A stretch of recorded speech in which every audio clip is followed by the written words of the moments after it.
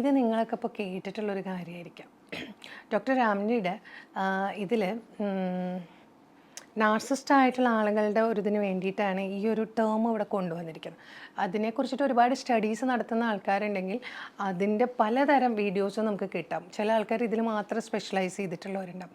അപ്പോൾ അങ്ങനെ സ്പെഷ്യലൈസ് ചെയ്യുമ്പോൾ ഇതിൻ്റെ ഓരോ വെർഷൻസും നോക്കുകയാണ്. അപ്പോൾ ഞാൻ എല്ലാവരോടും പ്രത്യേകം എടുത്തു പറയുകയാണ്, നമ്മൾ നാർസിസ്റ്റ് എന്നുള്ളതിൻ്റെ ഒരു ലെവലിലുള്ളൊരു വീഡിയോസ് കാണണമെങ്കിൽ ചില കാര്യങ്ങൾ കാണുമ്പോൾ നമുക്ക് തോന്നും ഇതെല്ലാം നമുക്ക് ഉള്ളതാണോ, നമ്മുടേതാണോ എന്ന് നോക്കുമ്പോൾ നിങ്ങളിനി വേറൊരു ഡിസോർഡറിൻ്റെ നോക്കുമ്പോഴും അതിൽ ചിലപ്പോൾ നമുക്ക് പലതും തോന്നുന്നുണ്ടാവും. അപ്പോൾ നമുക്ക് പല സ്വഭാവ പ്രശ്നങ്ങളും നമ്മുടെ കയ്യിലൊക്കെ ഉണ്ടാവും.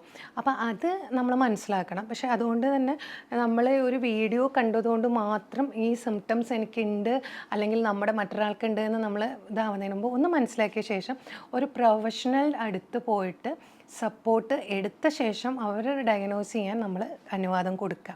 അതിനുശേഷം നമ്മൾ ഉറപ്പിച്ചിട്ട് മതി ഒരാൾ ഇന്ന ആളാണ്, ഇന്ന പേഴ്സണാലിറ്റി ഡിസോർഡറിലാണ് അല്ലെങ്കിൽ ഇന്ന പേഴ്സണാലിറ്റി ആണ് എന്ന് നമ്മൾ പറയാം.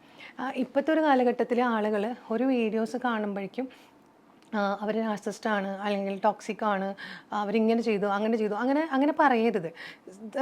നമ്മൾ പറയില്ലേ, ബാക്ക്ഗ്രൗണ്ട് സ്റ്റഡി, സാഹചര്യങ്ങൾ, അതിൻ്റെ എങ്ങനെയാണ് വരുന്നത്, ഏത് രീതിയിലാണ് ഒരാൾ ഒരു റീസൺ ഉണ്ടാക്കിയിട്ട് മറ്റൊരാൾ പറയുമ്പോൾ നീ ഇപ്പം ഇങ്ങനെ ചെയ്തിട്ടല്ലേ എന്ന് പറയുമ്പോൾ മറ്റേയാളുടെ ഭാഗത്ത് തെറ്റുണ്ടെങ്കിൽ തീർച്ചയായിട്ടും അതൊരു റൈറ്റ് ആയിട്ടുള്ളൊരു ഭാഗമായിരിക്കാം. പക്ഷെ ഒരു തെറ്റൊരാൾ ചെയ്യാതെ അയാൾക്കൊരാളുടെ മുമ്പിൽ ഇങ്ങനെ വിശദീകരിച്ചൊക്കെ പോകേണ്ടി വരണു, അതിങ്ങനെ വേറൊരു രീതിയിലാണ് വരുന്നത് എന്നുള്ളതൊരു എക്സാമ്പിൾസ് പറയുമ്പോൾ അവരുടെ ഒരു പറയില്ലേ, നമ്മളിങ്ങനെ ഒരു കാര്യം പറയുമ്പോൾ ഒരു നോക്കുകയാണ്, ഒബ്സർവ് ചെയ്യുകയാണ് അതിനെ മൊത്തം.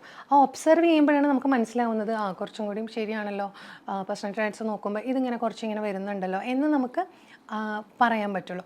അല്ലാണ്ട് നമ്മളിങ്ങോട്ട് എടുത്തു കയറി ഒരു തീരുമാനമാവരുത്. അപ്പോൾ ഇന്നത്തെ ഒരു നാർസിസിസ്റ്റ് ആയിട്ടുള്ളതിൻ്റെ വേണ്ടിയിട്ട് അവർ സ്റ്റഡി നടത്തിയതിൽ ഡോണ്ട് ഗോ ഡീപ്പ് എന്ന് പറയുന്നതിൻ്റെ ഉദ്ദേശിക്കുന്ന വേറെ ഒന്നുമല്ല.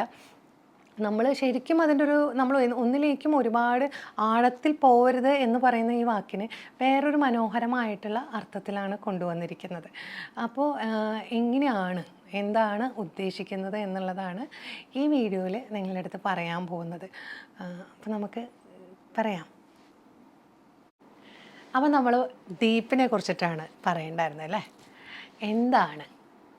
അപ്പോൾ ഇത് ശരിക്കും പറഞ്ഞു കഴിഞ്ഞാൽ നമ്മളൊരു നാർസിസ്റ്റ് റിലേഷൻഷിപ്പിൻ്റെ കാര്യത്തിലാണത് പറയണമെങ്കിലും ഏതൊരു റിലേഷൻഷിപ്പിലും ഈ കാര്യങ്ങൾ ശ്രദ്ധിക്കുകയാണെങ്കിൽ നമുക്ക് കുറച്ചും കൂടി ബെറ്ററായിട്ട് നമ്മുടെ റിലേഷൻഷിപ്പ് കൊണ്ടുപോകാം ഏതൊരു ബന്ധങ്ങളിലും.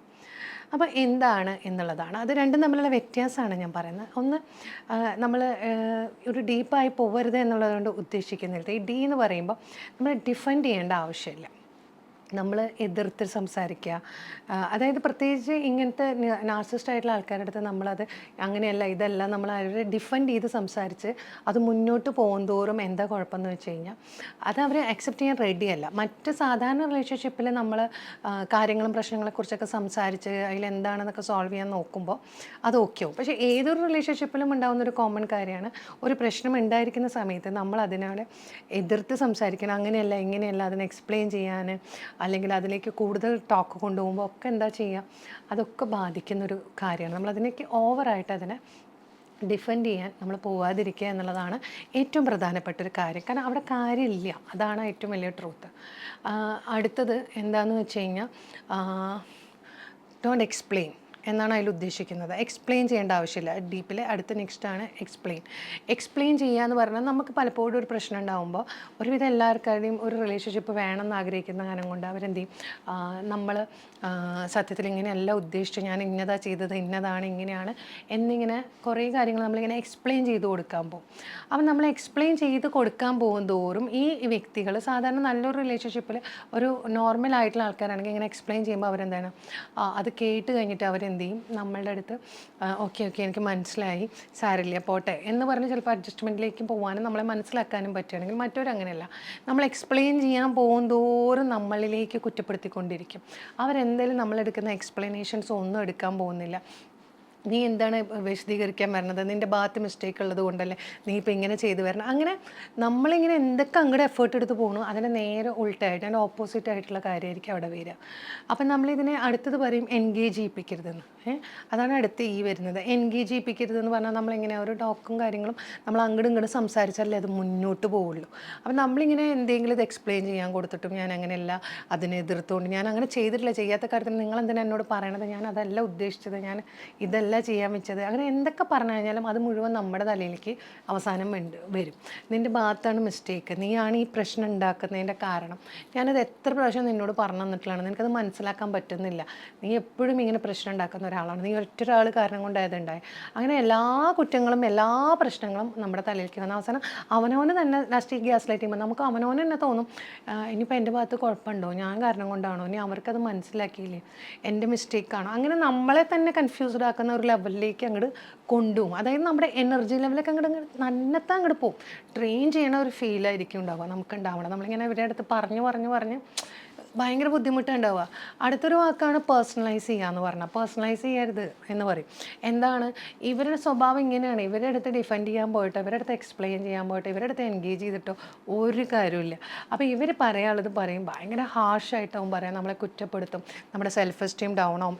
അപ്പോൾ ഇവർ പറയുന്ന എല്ലാ കാര്യങ്ങളും നമ്മുടെ ഉള്ളിലേക്ക് എടുക്കുകയാണെങ്കിൽ എങ്ങനെയാണ്, നമ്മൾ ഭയങ്കര സാഡാവും, നമ്മൾക്ക് നമ്മളുടെ സെൽഫ് കോൺഫിഡൻസ് ഒക്കെ പോയി, നമ്മുടെ സെൽഫ് എസ്റ്റീമൊക്കെ നഷ്ടപ്പെട്ട് താഴോട്ട് പോകും.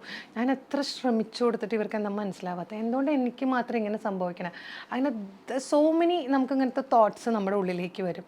It will effect our life, നമ്മുടെ ജീവിതത്തിനെ ഇത് ഭയങ്കരമായിട്ട് ബാധിക്കുകയുള്ളൂ. അപ്പോൾ അതുകൊണ്ട് ഇങ്ങനെ നമ്മൾ പറയുന്ന ഈ നാർസിസ്റ്റ് ആയിട്ടുള്ള ആൾക്കാർ പറയുന്ന കാര്യങ്ങൾ പേഴ്സണലൈസ് ചെയ്തിട്ട് നമ്മൾ കൊണ്ടുപോവുകയാണെങ്കിൽ എന്തായിരിക്കും, നമ്മുടെ ലൈഫ് ഭയങ്കര ഹൊറിബിൾ ആവുന്ന ഒരു ലെവലിലേക്ക് പോവുകയുള്ളൂ. അപ്പം നമ്മൾ ഒരിക്കലും ഇവർ പറയുന്ന അവരെന്തായാലും ഇങ്ങനെ തന്നെ പറയുള്ളൂ, നല്ലത് പറയാൻ പോകണില്ല. അവരെന്തെങ്കിലും അവർക്കൊരു കാര്യം നടക്കണം എന്നുണ്ടെങ്കിൽ മാത്രം അതിനൊന്ന് മാനിപ്പുലേറ്റ് ചെയ്ത് കൊണ്ടുവരാമെന്നല്ലാതെ, അല്ലാത്ത സമയത്ത് എന്ത് കാര്യത്തിനും എങ്ങനത്തെ കാര്യത്തിനും കൊണ്ടുവന്നാൽ അവർ നമ്മുടെ തലയിലേക്ക് പ്രശ്നമാക്കി കൊണ്ടുവരുന്ന അവസ്ഥയിൽ നമ്മളെ കൊണ്ട് തന്നെ ആകെ പ്രശ്നത്തിലായി നമ്മൾ സോറി പറയേണ്ട അവസ്ഥയും, അവരുടെ മിസ്റ്റേക്കാണ് നമ്മൾ സോറി പറയേണ്ടി വരും, അവരെ പ്രൊട്ടക്റ്റ് ചെയ്യേണ്ടത് നമ്മുടെ ഉത്തരവാദിത്തമാണ്, നമ്മൾ അവരെ സാഡാക്കി എന്നൊക്കെ ഒരു അവസ്ഥയിലേക്ക് പോയി അവസാനം നമ്മളിങ്ങനെ കിളി പോയൊരവസ്ഥയിലേക്ക് പോകാമെന്ന് പറയില്ല, അങ്ങനെ എത്തും. അപ്പോൾ ഈ വിഷമങ്ങളൊക്കെ നമ്മൾ പേഴ്സണലൈസ് ചെയ്ത് എന്നെ ഇങ്ങനെ പറഞ്ഞു, എന്നെ അങ്ങനെ ചെയ്തു എന്നൊക്കെ പറഞ്ഞാൽ നമ്മൾ സാഡാവാൻ നിന്നാൽ നമ്മൾ സാഡാവുള്ളൂ. അവർക്കിപ്പോൾ നിങ്ങൾ സാഡായി എന്ന് വെച്ചിട്ട് യാതൊരു വക ഫീലിങ്സും അവർക്ക് ഉണ്ടാവാൻ പോകുന്നില്ല. അപ്പോൾ ഇങ്ങനെ നമ്മളോട് പെരുമാറുന്ന ഒരാൾ, അല്ലെങ്കിൽ നമ്മുടെ ഒരു പാർട്ട്ണർ നാർസിസ്റ്റ് ആണെങ്കിൽ ആ ആൾ നമ്മുടെ ലൈഫ് ലോങ് നമ്മൾ കൊണ്ടുപോവുകയാണ്, നിവർത്തിയില്ല, നിങ്ങൾ അതിന് വേണ്ടെന്ന് വെക്കുന്നില്ല, അത് നിങ്ങളുടെ പാർട്ട്ണറായിട്ട് അവിടെ ഉണ്ടെങ്കിൽ അങ്ങനത്തെ ബന്ധങ്ങളിൽ ഈ പേഴ്സണലൈസ് ചെയ്യുന്ന കാര്യങ്ങൾ ഇല്ലാതിരിക്കുക. ഡോണ്ട് പേഴ്സണലൈസ് എന്നുള്ളത് നമ്മുടെ ഉള്ളിലേക്ക് ഈ പേഴ്സണലൈസ് ചെയ്തിട്ട് ഈ അവർ പറയുന്നതിനെ എടുത്തു കഴിഞ്ഞാൽ നമുക്ക് നമ്മളെ കുറിച്ചിട്ട് സ്വയം ഒരു അറിവ്, നമുക്കൊരു ഇതുണ്ടല്ലോ, അതിൽ നമുക്ക് ഉറച്ചു നിൽക്കാൻ പറ്റണം. അതർവൈസ് എന്തായിരിക്കും, നമുക്കത് ഭയങ്കരമായിട്ട് നമ്മളെ ബുദ്ധിമുട്ടിലേക്ക് എത്തിക്കും. അപ്പം ഇത് തന്നെയാണ്, ഇത് നാർസിസ്റ്റ് ആണെങ്കിൽ ഇത് നമ്മുടെ പേഴ്സണൽ ലൈഫിലേക്ക് സാധാരണ നോർമൽ പേഴ്സണാലിറ്റികളിലേക്ക് വരുമ്പോൾ എങ്ങനെയാണ് വരുന്നത്, നമ്മൾ ഓവറായിട്ട് സംസാരിച്ചുകൊണ്ടിരിക്കുന്ന സമയത്ത് അവർക്ക് ഡിഫെൻഡ് ചെയ്യാതിരിക്കാം, നമ്മൾ ആവശ്യമില്ലാതെ ആൾക്കാരിലേക്ക് ഇങ്ങനെ എക്സ്പ്ലെയിൻ ചെയ്ത് നമുക്ക് ദസ് ഫ്യൂ നീഡ്, നമ്മളൊരു നോർമൽ റിലേഷൻഷിപ്പിൽ ഒരു പ്രാവശ്യം നമുക്ക് എക്സ്പ്ലെയിൻ ചെയ്യുന്നു, നമ്മൾ ആ കാര്യം പറഞ്ഞു, ആ പറയുമ്പോൾ അവർക്കത് മനസ്സിലാക്കാൻ പറ്റിയില്ലെങ്കിൽ നിങ്ങളിത് 10 പ്രാവശ്യം പറഞ്ഞാലും 20 പ്രാവശ്യം പറഞ്ഞാലും അവർക്കത് മനസ്സിലാക്കാൻ പറ്റില്ല. അപ്പോൾ നാർസിസ്റ്റ് ലൈഫിലേക്കാം. അല്ലാത്തവർക്കാണെങ്കിൽ ഓക്കെ ഐ ക്യാൻ അണ്ടർസ്റ്റാൻഡ് എന്ന് പറഞ്ഞോടി. അപ്പോൾ പിന്നെ നമ്മളിതിൻ്റെ ഞാൻ അങ്ങനെ ചെയ്തുകൊണ്ടാണ്, ഞാൻ ഇങ്ങനെ ചെയ്തത് കൊണ്ടാണ്, നീ അങ്ങനെ പോയതുകൊണ്ടല്ലേ, അങ്ങനെ ആവശ്യമില്ലാതെ കുറേ ഈ ചെറിയ ടോക്സ് വെച്ചിട്ട് അതിനെ എൻഗേജ് ചെയ്യിപ്പിച്ച് പിന്നെ മുന്നോട്ട് കൊണ്ടുവരാതിരിപ്പിക്കാൻ നമ്മൾ ശ്രദ്ധിക്കുക. പിന്നെ നമ്മൾ ഈ ദേഷ്യം വരുമ്പോൾ അങ്ങോട്ടും ഇങ്ങോട്ടും പറയുന്ന ഈ പല വാക്കുകളും നമ്മൾ പേഴ്സണലൈസ് ചെയ്തിട്ട് നമ്മുടെ ഉള്ളിലേക്ക് കൊണ്ടുവരാതിരുന്നാൽ തന്നെ പകുതി പ്രശ്നം തോന്നും. ദേഷ്യം വരുമ്പോഴാണ് മനുഷ്യർ പലതും അങ്ങോട്ടും ഇങ്ങോട്ടും പറയും, പലപ്പോഴും ചിന്തിക്കുന്നതല്ല. ഈ ദേഷ്യം വരുമ്പോൾ പറയണത് മുഴുവൻ അതുമാതിരി തന്നെ ആവണം എന്നുണ്ടോ വെച്ചാൽ അങ്ങനെയില്ല. പ്രത്യേകിച്ച് ഈ ഹോർമോണൽ ഇഷ്യൂസൊക്കെ ഉണ്ടാകുന്ന ആൾക്കാർക്ക് അവർക്ക് പറയാൻ പോകുന്ന കാര്യങ്ങൾ അവർ ഒന്നും വിചാരിച്ചിട്ടില്ലെങ്കിൽ പോലും അവർക്ക് എന്തെങ്കിലും പറയണം, അല്ലെങ്കിൽ ഉറക്കെ ദേഷ്യപ്പെടണം, എന്തെങ്കിലുമൊക്കെ ചെയ്താൽ അവർക്ക് തൃപ്തിയാവുക. അപ്പോൾ അങ്ങനത്തെ തരം ആൾക്കാരും ഉണ്ട്. അപ്പോൾ ഇതുകൊണ്ടാണ് ഈ ഡീപ്പ് എന്ന് പറയുന്നത്, എനിക്ക് നാർസിസ്റ്റ് റിലേഷൻഷിപ്പിലേക്ക് രണ്ടിലേക്കും റിലേറ്റ് ചെയ്യാൻ പറ്റിയത് കൊണ്ടാണ് ഞാൻ നിങ്ങളുടെ അടുത്ത് പറഞ്ഞത്. അപ്പോൾ ആക്ച്വലി ഡോക്ടർ രമണി എന്ന് പറഞ്ഞിട്ടുള്ള അവരാണ് ഈ ഡോണ്ട് ഗോ ഈ ഡീപ്പിലേക്ക് പോകരുത് എന്ന് പറഞ്ഞിട്ടുള്ള ഈ ഒരു കാര്യത്തിനെ കുറിച്ചിട്ട് അവരുടെ ഒരു സ്റ്റഡിയുടെ ഭാഗമായിട്ടാണ് അവർ ആ ഒരു പോയിന്റിനെ ഇങ്ങനെ കൊണ്ടുവന്നത്. ബട്ട് ഐ തോട്ട് ഈ ഒരു പോയിന്റ് തന്നെ നമുക്ക് ഇപ്പുറത്തേക്ക് കൊണ്ടുവരുമ്പോഴും ഇതെടുക്കാം, 2 ലെവലിലാണ് വരുന്നതെന്ന് മാത്രം. അപ്പോൾ ഏതൊരു റിലേഷൻഷിപ്പിലാണെങ്കിലും ഒരു ബൗണ്ടറി ലെവൽ വെക്കുക. ഓവർ അറ്റാച്ച്ഡ് ആയിട്ട് നമ്മളെ അവിടെ കൊണ്ടുവച്ച് പുറത്തേക്ക് വരാൻ പറ്റാത്ത രീതിയിലേക്ക് എത്തുക എന്ന് പറഞ്ഞാൽ ഇറ്റ്സ് വെൽ ബി, നമ്മൾ പറയില്ലേ, അത് ഭയങ്കര വലിയൊരു പ്രയാസമായിട്ട് പോവുകയുള്ളൂ. അപ്പോൾ എല്ലാവരോടും എനിക്ക് പറയാനുള്ളൊരു കാര്യം, ഇപ്പോൾ ചില ആൾക്കാർ ഇപ്പോൾ ഇതിലിപ്പോൾ പറയുന്നൊരു കാര്യം, വീഡിയോസ് കിട്ടുന്നില്ല എന്ന് പറഞ്ഞു. അപ്പോൾ യൂട്യൂബിലാണെങ്കിൽ നിങ്ങൾക്കറിയാലോ, ബെല്ലൈക്കൺ ടിങ് ടിങ് അതിലൊന്ന് നമ്മൾ ക്ലിക്ക് ചെയ്താൽ മാത്രമേ വരുന്നുള്ളൂ. എനിക്കറിയില്ല നോട്ടിഫിക്കേഷൻ എന്തുകൊണ്ടാണ് വരാത്തത് എന്നുള്ളത്. എന്തായാലും നിങ്ങളൊക്കെ തന്ന സപ്പോർട്ട് കൊണ്ട് തന്നെയാണ് ഇപ്പോഴും ഈ വീഡിയോ ചെയ്യാൻ തോന്നുന്നത്. ഒരുപാട് മുകളിലേക്ക് പോവുക, പിന്നെ താഴോട്ട് വരിക എന്നൊക്കെ ഞാൻ നേരിട്ട് കണ്ടുകൊണ്ടിരിക്കുന്ന അവസ്ഥയാണ്. പക്ഷേ എന്നിരുന്നാലും കാണുന്ന ഒരാളെങ്കിലും അല്ലെങ്കിൽ കുറച്ച് പേരെങ്കിലും ഉണ്ടാവുമെങ്കിലും എന്നെക്കൊണ്ടാവുന്ന കുറച്ച് വീഡിയോസ് ഇടുക എന്നുള്ളത് മാത്രമാണ്. അപ്പോൾ thank you for all support. നിങ്ങൾക്ക് എന്തെങ്കിലും സജഷൻസ് ഉണ്ടെങ്കിൽ തീർച്ചയായിട്ടും നിങ്ങളുടെ അഭിപ്രായം പറയണം. Thank you.